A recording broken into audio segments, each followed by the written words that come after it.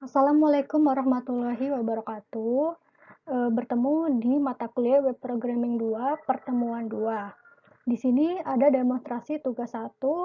Tadi yang pada pertemuan 1 sudah ada tugas 1, yaitu menginstalasi kode igniter dan mengerjakan tampilan contoh 1 menampilkan biodata yang ada di modul. Pertemuan 2, di sini ada pengenalan kode igniter itu sendiri. Pada bab ini diharapkan mahasiswa dapat memahami materi-materi fundamental yang diperlukan sebelum mempelajari framework kode igniter, yaitu bagaimana cara melakukan instalasi perangkat-perangkat lunak yang diperlukan untuk dapat bekerja dengan kode igniter seperti PHP, web server, database server, dan framework kode igniter itu sendiri. Mahasiswa juga diharapkan dapat memahami pola desain atau arsitektur dari model MVC yang merupakan syarat mutlak dalam proses pengembangan aplikasi menggunakan kode igniter. Sebelum memulai materi, baiknya mempersiapkan tools yang dibutuhkan dulu. Selanjutnya yaitu tools-tools yang biasanya digunakan di pemrograman web programming 2 ini bisa disesuaikan dengan laptop mahasiswa masing-masing. Biasanya menggunakan Exam atau menggunakan Dreamweaver atau bisa menggunakan Sublime untuk implementasi dari tugas tersebut. Kemudian di sini ada framework web. Framework web itu merupakan singkatan dari Web Application Framework atau WAV, atau sering disingkat Web Framework, yaitu salah satu kumpulan kode berupa pustaka atau library dan alat yang dipadukan sedemikian rupa menjadi kerangka kerja guna memudahkan dan mempercepat proses pengembangan aplikasi. Pengenalan kode igniter selanjutnya yaitu di sini ada beberapa jenis framework PHP yang biasanya digunakan, tetapi pada pertemuan web programming ini di sini kami membahas tentang web kode igniter. Ada macam-macam jenisnya, bukan hanya kode igniter itu saja, yaitu ada YII, Slim Framework, ada Zend Framework, ada Laravel, ada Symfony, ada Cake PHP, ada Falcon, ada Kohana, ada Full PHP, dan lain sebagainya. Sebagian besar dari framework di atas dapat mengimplementasikan pola dari desain MVC itu sendiri yang dapat memisahkan bagian kode dengan penanganan proses bisnis dengan bagian kode untuk keperluan presentasi atau tampilan.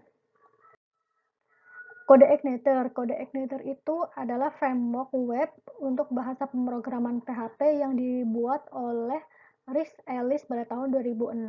Penemu dan pendiri Ellis Lab yaitu www.ellislab.com. Ellis Lab merupakan suatu tim kerja yang berdiri pada tahun 2002 dan bergerak di bidang pembuatan software dan tools untuk para pengembang web. Sejak tahun 2014 sampai dengan sekarang, Ellis Lab telah menyerahkan hak kepemilikan kode igniter ke British Columbia Institute of Technology (BCIT). Saat ini situs resmi kode igniter adalah www.codeigniter.com. Jadi nanti kalian tinggal search aja www.codeigniter.com untuk mendownload kode igniter itu sendiri. Selanjutnya yaitu instalasi software. Software yang dibutuhkan pada pembelajaran kali ini yaitu web server, yaitu biasanya kita menggunakan XAMPP atau bisa disesuaikan dengan laptop kalian masing-masing. Contohnya di sini ada Apache 2 Triad, ada WAMPP, ada server, ada XAMPP server, dan lain-lain. Untuk XAMPP server bisa di-download di www.apachefriends.org. Kemudian text editor. Text editor ini bisa disesuaikan dengan laptop kalian masing-masing atau kebiasaan kalian menggunakan apa, itu sama saja. Di sini jenisnya ada Notepad, ada Notepad++, ada Sublime Text, ada Atom, dan lain-lain. Pembelajaran kali ini akan menggunakan text editor Atom, tetapi kalian bisa disesuaikan, tidak harus Atom. Ya, kode igniter di sini bisa di-download di kode igniter. Kemudian web browser biasa kita menggunakan Chrome atau Mozilla atau yang lain sesuai dengan PC-nya masing-masing atau laptopnya masing-masing. Kemudian di sini ada instalasi Codeigniter. Yang pertama yaitu kalian harus download dulu package Codeigniter pada situs resminya yang tadi saya sebutkan, yaitu www.codeigniter.com. Kemudian saat ini yang stabil versi dari Codeigniter 3.1.6, tetapi jika ada versi yang lebih bagus, yang lebih terbaru, kalian bisa mendownload dengan versi yang lebih terbaru lagi. Setelah di-download, kemudian kalian ekstrak file terlebih dahulu di XAMPP htdocs. Gambar bisa dilihat pada modul 3. Lalu ubah folder Codeigniter menjadi sesuai keinginan kita. Di sini saya akan mengubah Codeigniter tersebut menjadi kata pustaka booking atau bisa diubah dengan yang lain. Setelah itu, kita akses folder tersebut melalui browser. Jangan lupa untuk menyalakan XAMPP terlebih dahulu. Lalu akses dengan URL http localhost, nama, folder, terus project. Setelah itu ketika sudah muncul, kalian beri nama pustaka booking dan lihat gambar pada modul 4. Jika sudah tampil pada halaman welcome Codeigniter, itu artinya Anda telah berhasil menginstalasi Codeigniter. Struktural folder Codeigniter. Di dalam folder Codeigniter terdapat 3 folder utama, yaitu Application, System, User Guide. Selanjutnya, folder Application berguna sebagai tempat untuk mendevelop aplikasi. Folder System berisi library, dan juga User Guide berisi sebagai buku panduan atau dokumentasi dari Codeigniter.